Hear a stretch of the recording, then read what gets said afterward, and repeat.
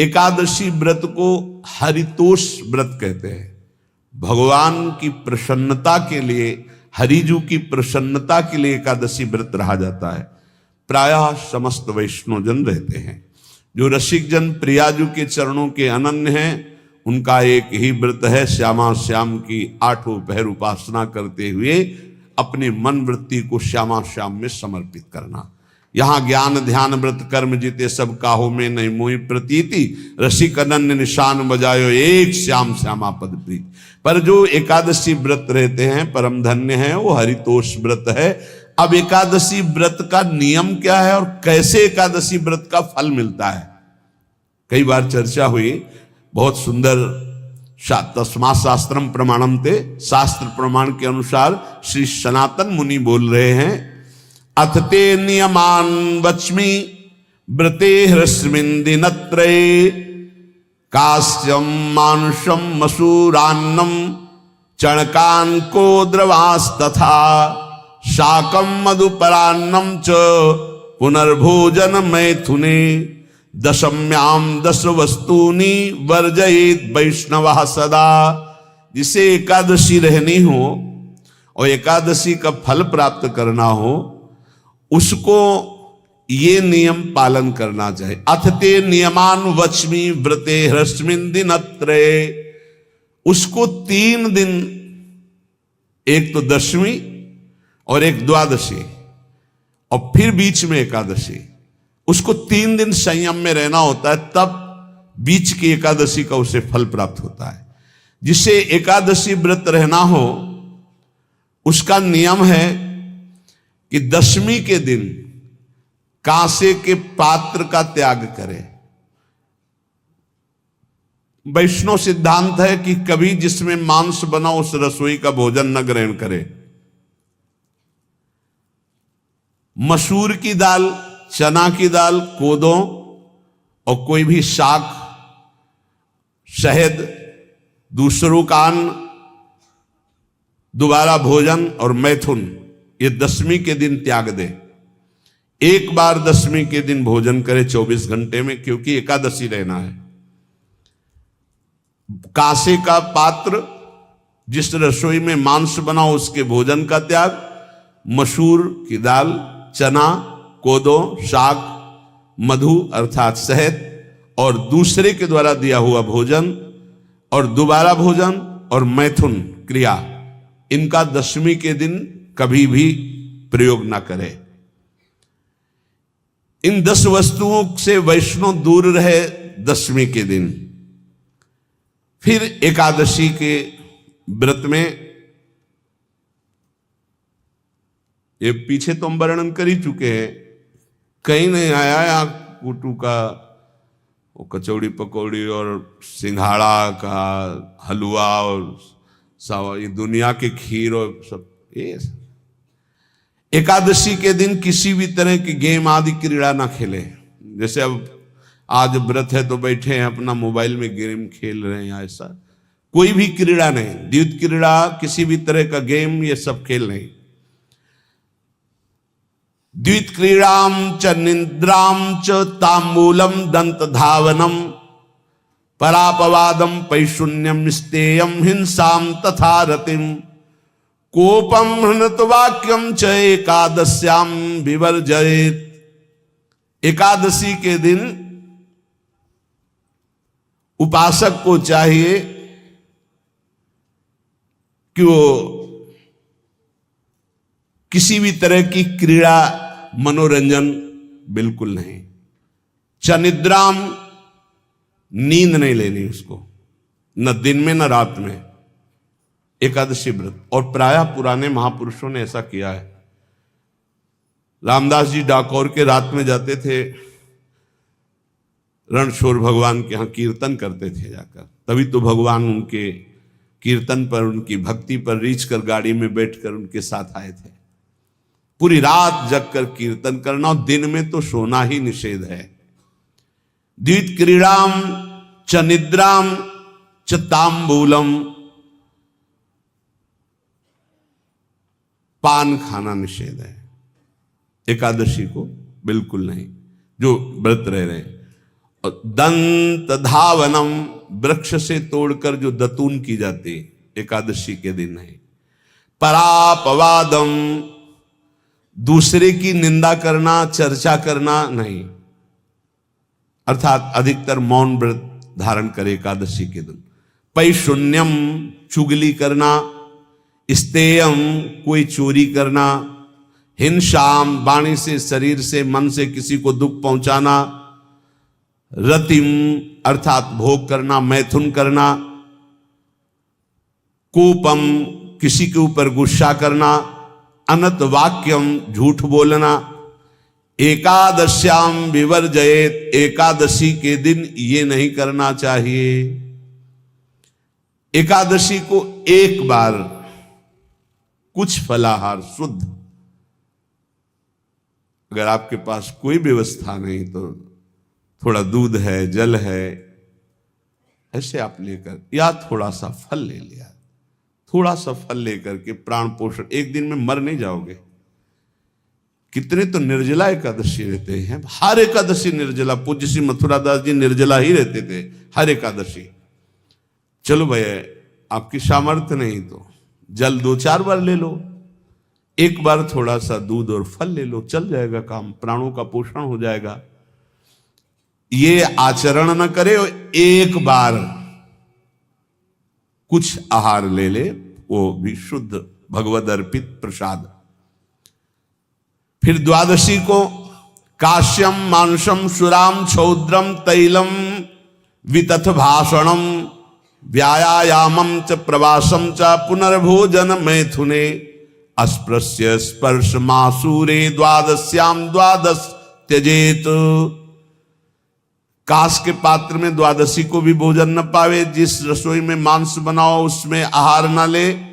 किसी भी तरह का नशा द्वादशी को न करे। शहद न पाए, तेल के बने पदार्थ न पाए, मिथ्या भाषण न करे और बहुत शरीर का व्यायाम न करे, बहुत थकावट वाले कार्य न करे। दोबारा भोजन न करे, एक बार द्वादशी को भी भोजन पवित्र।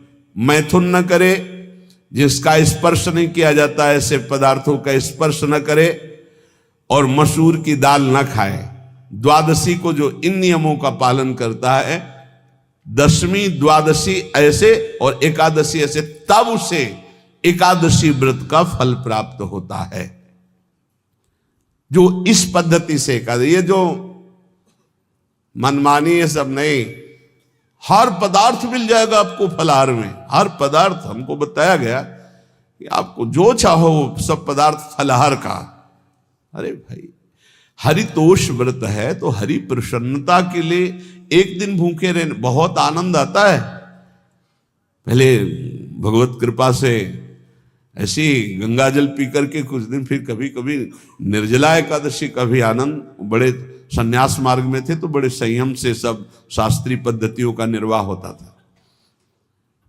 उपासक को चाहिए कि इन नियमों से व्रत का अनुष्ठान करे, मनमानी आचरण न करे। सबसे प्रार्थना जो एकादशी रहते हो, हरितोष व्रत इसे कहते हैं, भगवान की प्रसन्नता के लिए रहा जाता है, रहना चाहिए। जो अपनी आचार्य परंपरा में हैं, जैसे जिनका सिद्धांत है, पर रहने का सिद्धांत ये श्री सनत कुमार जी वर्णन, श्री सनक जी महाराज, ये सनत कुमार जी वर्णन की। सनक जी महाराज कह रहे हैं, यदि भगवान का आश्रय नहीं, सत्संग नहीं है, तो इन 4 में से एक हो तो नाश कर देता, फिर चारों हो तो सर्वनाश हो जाता है। यौवनम धन संपत्ति, प्रभुत्व विवेकता, एकैपमप्यनर्थाय किमु यत्र चतुष्टयम। यदि सत्संग नहीं है, यदि भगवद आश्रय नहीं है, और खूब धन हो, जवान अवस्था हो, और बढ़िया पद मिला हो, प्रभुत्व चलता हो, और अज्ञान हो, फिर क्या कहना है? बोले ये चारों जहां मौजूद होते हैं वहां सर्वनाश का खेल शुरू हो जाता है। अगर इनमें से एक हो तो सर्वनाश करने में पर्याप्त है, और अगर चारों हो तो फिर क्या कहना है? यौवनम, जवान हो, धन संपत्ति, खूब रुपया पैसा हो, प्रभुत्व, कोई पद हो, कोई अधिकार हो बड़ा, फिर अविवेकता और अज्ञानी हो तो बोले एक नाश कर देगा, फिर चारों तो नाश ही कर देंगे। अगर सत्संगी है तो ये चारों महान कार्य कर देंगे। क्या यौवनम, जवान है, खूब दूसरों की सेवा, मेहनत पूर्वक धन संपत्ति कमाकर माता पिता की सेवा, परिवार की सेवा।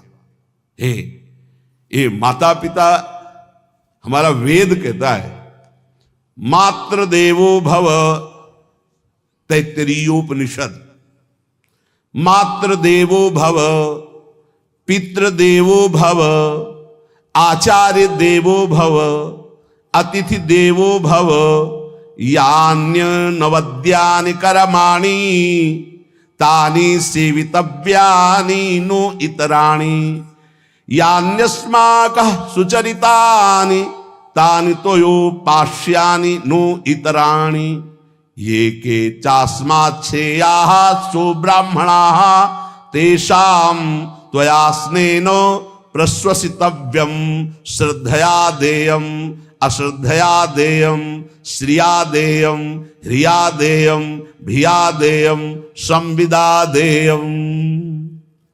वेद कहता है मातृदेवो भव, माता साक्षात हमारी भगवान है।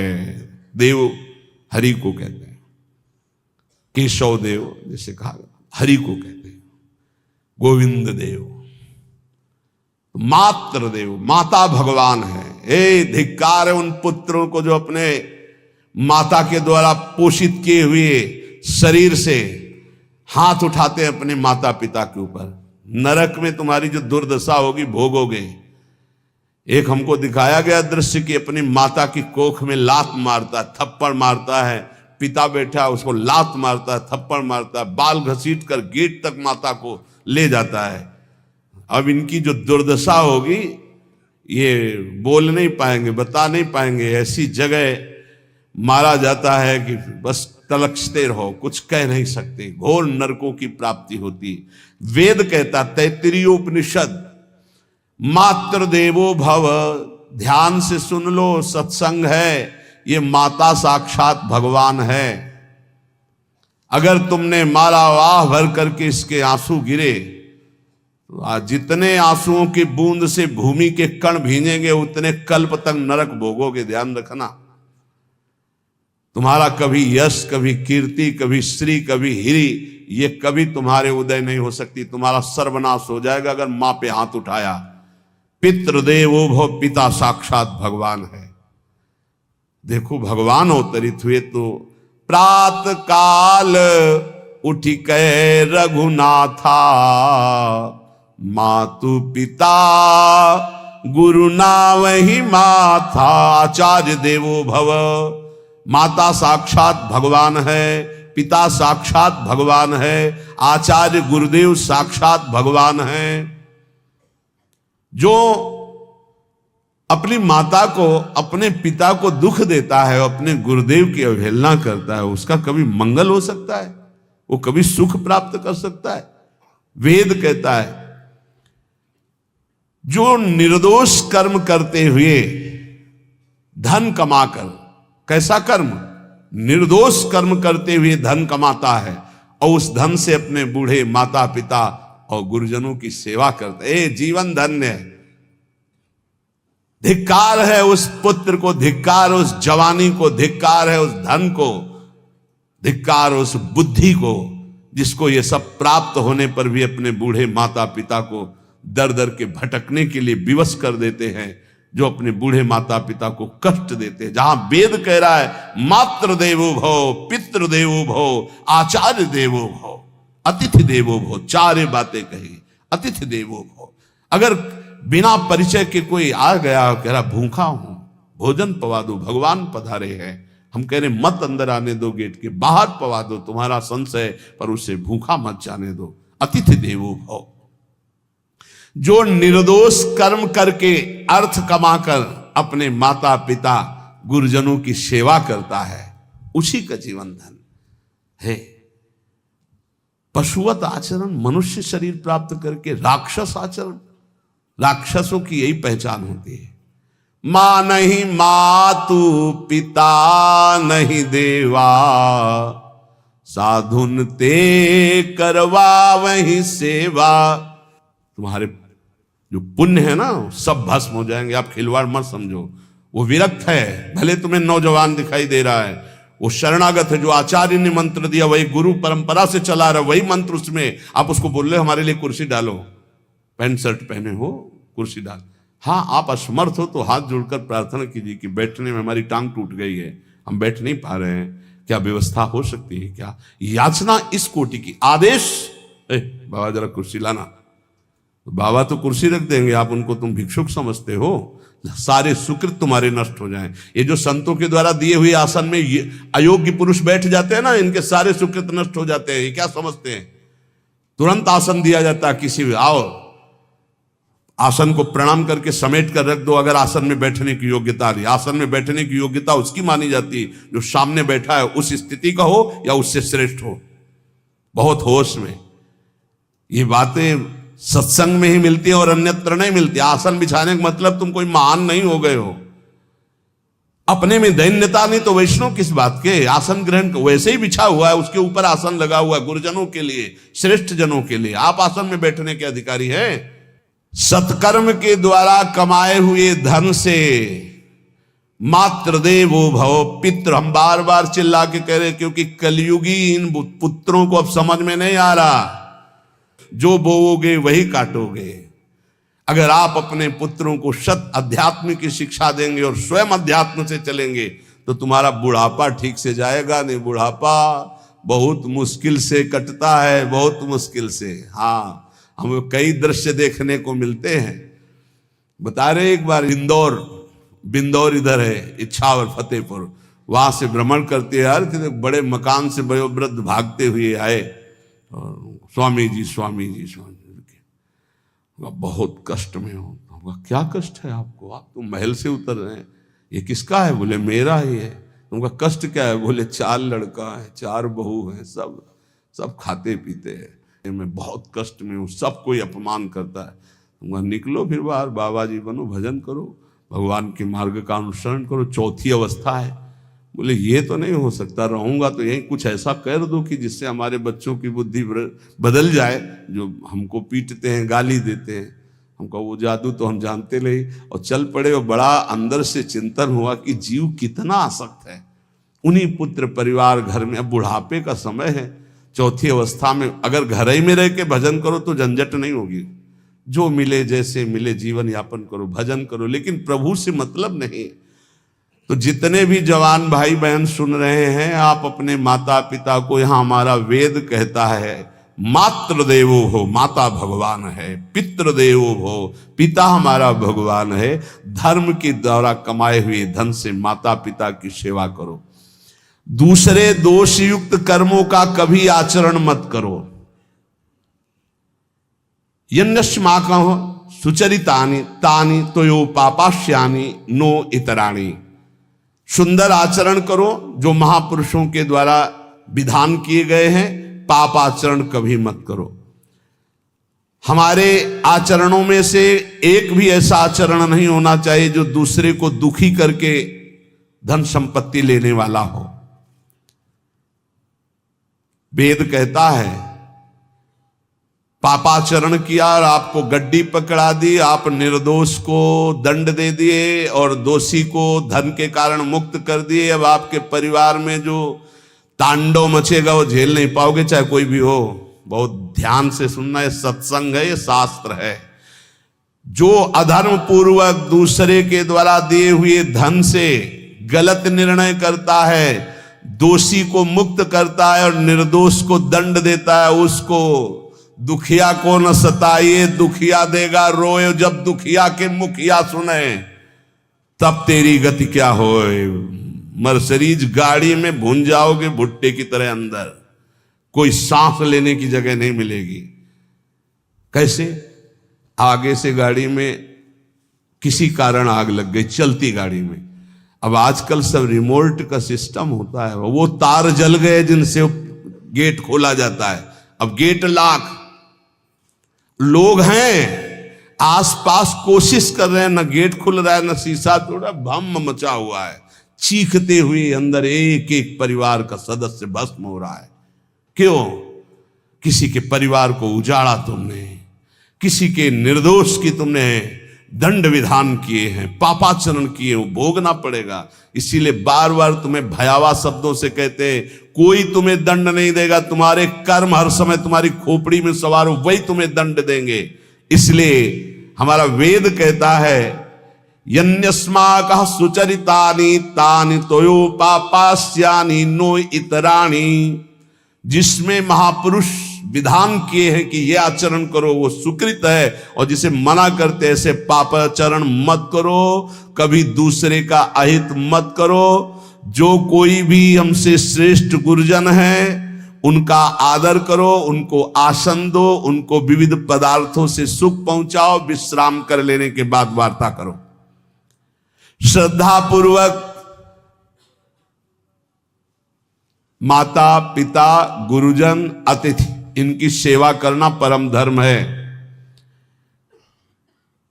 अश्रद्धा पूर्वक इनको कभी मत बर्ताव करो। बोलना, भोजन, ले बूढ़े जनों को ऐसे देखा है, ऐसे बड़ा कर लो, तुम्हारी भी बुढ़ापा आएगी, पता नहीं आ पाएगी कि नहीं आ पाएगी। अगर आएगी तो बहुत बढ़िया आएगी, तुम्हें ऐसे सताएगी कि आप देख लेना। बहुत हमारा हृदय इस बात से पीड़ित हो जाता है कि मां के प्रति ऐसा बर्ताव, जिस मां ने इतना पिता की क्षमता से हजारों गुना बढ़कर माता का प्यार होता है। ऐसे माता को, ऐसे पिता को हमें तो लगता है रोज चरण धो के पीना चाहिए। भगवान साक्षात इनमें विराजमान है। भगवान सच्ची कहता हूं, जो अपने माता पिता को त्रास देते हैं भगवान भी रक्षा नहीं करेंगे, कोई दान पुण्य तुम्हारा काम नहीं आएगा, क्योंकि ऐसे महामहिम पूज्य माता पिता के प्रति आप ऐसा देखो। प्रार्थना करते, चाहे गाली बकने वाले, गुस्सा करने वाले माता पिता हों, यदि वो चल नहीं पाते, वयोवृद्ध है, तो भगवान की तरह पूजा करो, उनके व्यवहार को मत देखो, तुम्हारा काम बन जाएगा, उनका आशीर्वाद आपको मिल जाएगा। आर्थिक स्थिति के अनुसार अतिथि की सेवा करो, गुरुजनों की सेवा करो, भय से भी युक्त होकर सेवा करो। अधिकार है माता पिता का, गुरुजनों का, यदि आप सेवा नहीं करोगे तो अपराध लगेगा। इतना बड़ा शरीर पैदा किया है, लेवरी करो, रिक्शा चलाओ, उससे जो मिले अपने माता पिता की सेवा करो। तो यहां कह रहे कि ये चार अगर आपके पास हैं, इनका सदुपयोग नहीं हो। यौवनम धन संपत्ति प्रभुत्वम अविवेकता एकैपमप्यनर्थायम किमु यत्र चतुष्टयम। यदि धन है, जवानी है, आपका प्रभुत्व चलता है, बड़े पद में हो और अज्ञानी हो, एक तो सर्वनाश कर देता है, फिर चारों हो तो सर्वनाश पक्का।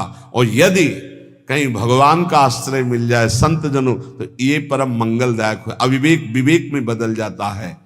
जो धन है, इसकी तीन गतियां बताई गई हैं। दान भोग विनाशश्च रायः स्युर्गतस्त्रिधा। तीन गति होती है, एक दान और एक स्वयं भोग करना, अगर नहीं किया तो सर्वनाश, वो नाश को ही प्राप्त हो जाएगा। गांव के कंजूस जनों के धन दीवालों में निकलते हैं, मटकी में बंद करके दीवाल में पैक कर दिया और मर गए। अब दीवाल में नहीं, अब लॉकर में है, बैंक में है। कितने हैं? बोले इतने करोड़। कभी ना तो धर्म किया ना दान किया, कंजूस रात दिन उन्हीं रुपए का चिंतन किए, मर गए। एक रुपए का भी कभी सतमार्ग में प्रयोग नहीं किया। कह रहे दान भोग विनाशश्च, तीन गतियां हैं। दान या स्वयं भोग कर लो और या विनाश हो जाएगा। तो शोधन धन्य प्रथम गति जाकी, वो धन धन्य है जिसकी प्रथम गति क्या? दूसरों को सुख पहुंचाने में लगा। अस्पताल में दे दिया, गरीब लोगों के औषधियों के, या भूखी गौओं के उदर पोषण में, या संत महात्माओं के निवास या वस्त्र या भोजन, ये सब उत्तम गतियां हैं। अगर ये नहीं किया तो चलो घर में ठाकुर जी विराजमान करो, स्वयं बढ़िया भोग लगाओ, पाओ, परिवार को सुखी रखो, इतने ही कर लो। वैसे सो धन धन्य प्रथम गति जाकी, प्रथम तो है दान, फिर दूसरा स्वयं चलो उपयोग कर लो धार्मिक धर्म पूर्वक अपने परिवार का। लेकिन अगर ऐसा नहीं किया तो तीसरी गति है नाश, वो तुम्हारे किसी काम में धन आने वाला नहीं है। जो न दान करता है ना भोगता है उसका नाश हो जाता है। अरे भाई, वृक्ष से ही शिक्षा लो, दूसरों के लिए ही होता है, तो तुम मनुष्य बनकर क्या दूसरों का परोपकार नहीं कर सकते? यदि तुम जवान हो, तुम्हारे पास धन है, प्रभुत्व है, विवेक है, तो तुम पूरे राष्ट्र की सेवा की भावना जागृत करो। समाज में ही भगवान विराजमान है। ये मानवा हरि कथा श्रवणास्त दोषा कृष्णांगी पद्म भजने रत चेतनाश्च ते वै पुनन्ति च जगन्ति शरीर संगात संभाषणादपि ततो हरिरेव पूज्यः। एक तो ये बताया, दूसरा बताया कि ये महाधन्याति धन्य होते हैं। एक तो होते जवान हैं, रुपया पैसा खूब कमा रहे हैं, बड़ा प्रभुत्व है, अविवेक है तो नाश कर देगा, और विवेक है तो इन्हीं का सदुपयोग हो जाएगा। एक है जो सबसे हटकर है, ये मानवा हरिकथा श्रवणास्त अधोषा, जो रात दिन नाम जप करते हैं, भगवान की चर्चा करते हैं और सुनते हैं, और अधोषा, वो सारे दोषों को अपने मिटा चुके हैं। कृष्णांगी पद्म भजने रत चेतनाश्च, निरंतर अपने चित्त को प्रभु के भजन में डुबोए हुए हैं, प्रभु के चरणों के ध्यान में अनुरक्त किए हुए। उनका क्या प्रभाव होता है? बोले तैवै पुनन्ति च जगतन्ति शरीर संगात। ऐसे महात्माओं का यदि शरीर है प्रगट में, तो उस शरीर से स्पर्श करके वायु जिस जिस को छूती है वो पाप रहित हो रहा है।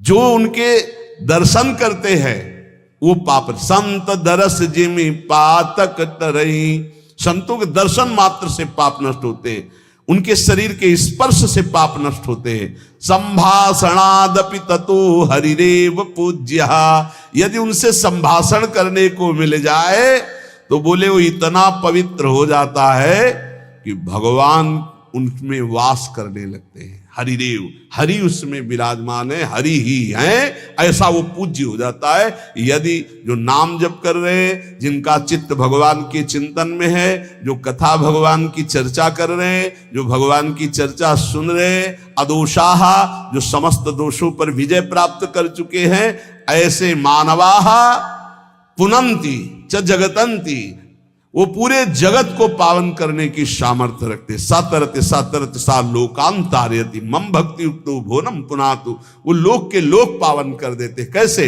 उनके शरीर से स्पर्श की हुई वायु दूसरों के पापों का नष्ट, उनका दर्शन दूसरों के पापों का नाश, उनका संभाषण दूसरों के पापों का नाश। यदि संत संग मिल गया तो निश्चित हरिरेव ही, वो भगवान से ही मिल रहा है, क्योंकि वहां भगवान जागृत है सबके हृदय में, पर भगवान शयन कर रहे हैं, माया का पर्दा लगाए। संत के हृदय में भगवान पर्दा रहित होकर जागृत हो चुके हैं, तो उनके दर्शन से, संभाषण से, स्पर्श से निश्चित परम कल्याण इस जगत का होता है। कौन भगवान? भगवान किसे कहते हैं? तो बोले सनंदन मुनि बोल रहे हैं। सनातन जी की सुना एकादशी व्रत पर बोले, और अभी तक सनक जी बोल रहे। अब सनंदन जी कह रहे ऐश्वर्य समग्रस्य धर्मस्य यशसः श्रियः ज्ञान वैराग्ययोश्चैव शरणां भग इतीर्णा। संपूर्ण ऐश्वर्य, संपूर्ण धर्म, संपूर्ण यश, संपूर्ण श्री, संपूर्ण ज्ञान, संपूर्ण वैराग्य, ये 6 जहां विराजमान हैं भग, उन्हें भगवान कहते हैं। ये पूर्ण रूप से भगवान में ही विराजमान है, और जिसमें ये सामर्थ्य है उसे भगवान कहते हैं। उत्पत्ति प्रलयम चैव भूतानामा गतिम गतिम वेत्ति विद्याम विद्याम च स वाच्यो भगवानिति। जो सबकी स्वयं अपने संकल्प से उत्पत्ति करता है, उत्पत्ति करने वाले ब्रह्मा जी की भी जो उत्पत्ति का कारण है, जो अपने ही बल से सबका विनाश कर देता है, प्रलय, और जो सबका पालन करता है, उसे भगवान कहते हैं। जो आवागमन तथा विद्या अविद्या इसका स्वामी है, उसे भगवान कहते हैं। जो संपूर्ण ईश्वर, संपूर्ण धर्म, संपूर्ण यश, संपूर्ण श्री, संपूर्ण ज्ञान, संपूर्ण वैराग्य और उत्पत्ति पालन प्रलय का स्वामी, जो विद्या अविद्या आवागमन जिसी के इशारे से होता है, वही है भगवान, वही सबका भगवान है। इसलिए जो उपासक भगवान की आराधना करता है, वो ये देखे, सा एवाधस्तात वेद, सा उपरिष्टात्, सा पश्चात्, सा पुरस्तात्, स दक्षिणतः, स उत्तरतः, सा एवेदः, सर्वमित्यथातो अहंकार देश, एवाहमेवाधस्तादः, मुपरिष्टादहं, पश्चादहं, पुरस्तादहं, दक्षिणोतोः, मुत्तरोतोः, मे वेदः सर्वमिति। वो जो भगवान है, कहा है?